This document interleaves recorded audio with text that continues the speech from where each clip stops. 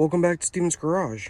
Today I'm working on my 1990 Ford F-150 and I will be replacing the cluster bezel as well as the headlight bezel with a different one. As you can see on mine, the side's all worn down, looks kind of disgusting. And while I was at the junkyard, I was able to find some in very good condition. So I will be showing you how to replace that. It's fairly straightforward. You're only going to need two tools. You're going to need a hook pick to take off the headlight button thing. And then you're going to need a 9/32 or 7mm socket to take off the two bolts up top and then the bolts holding this guy down below underneath this piece. So let's get started. First, I'm going to be taking off these two buttons. On the washer fluid / wipers, you should be able to just pull it off. And on the headlight switch, it is the same way, but it's much more stiffer because you're able to pull this out to get the lights on. So this is where the pick tool comes in. Just like on this button, on the side, it's going to have this little groove that you're going to stick your pick into, and you're going to want to push that little metal ring down to release it from the rod off the headlight switch. Let's see if I can find it. You can see it right there. Stick your pick inside. Let's see. A little difficult to do one-handed.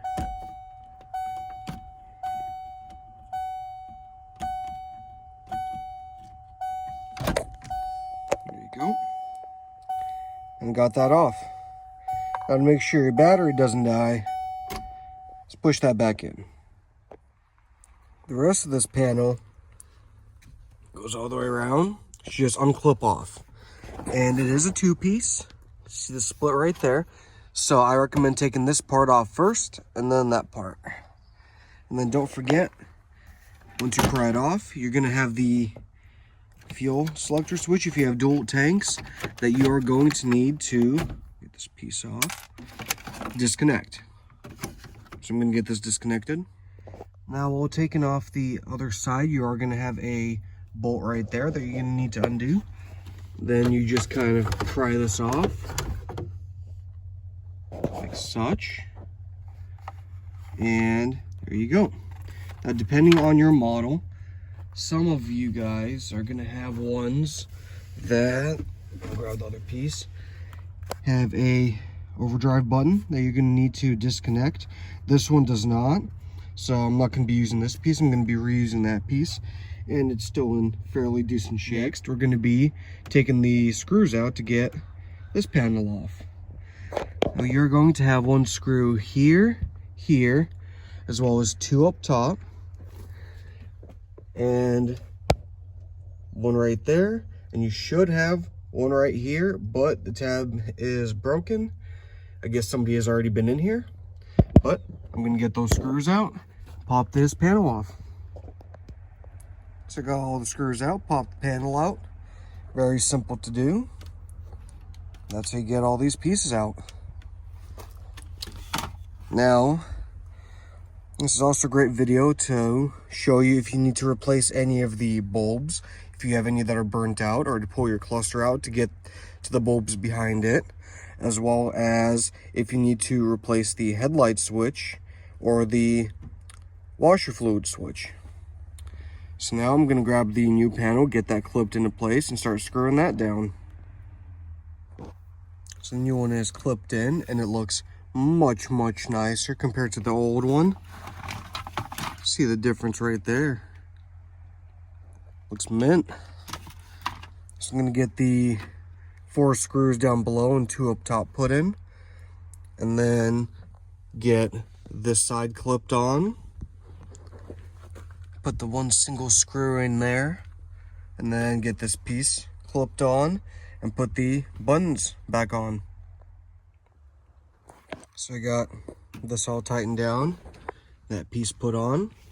And I was about to put this piece on, and I noticed that the fuel tank selector switches, though they look identical, are indeed different. See that the bump out tab is in a different spot. So, happy I noticed that. It's just 2 Phillips screws to remove and replace between the 2 panels. So this is the one out of my original, still works. So I'm just gonna swap this guy over. Everything's attached. So I'm just gonna put the buttons back on. You'll notice it's got a flat side on the inside of the clip. Matches with the flat side of the rod.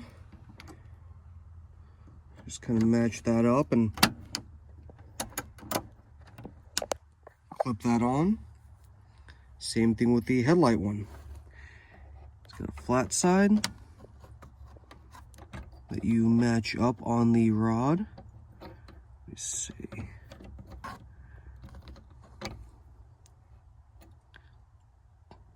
Looks like this. There you go.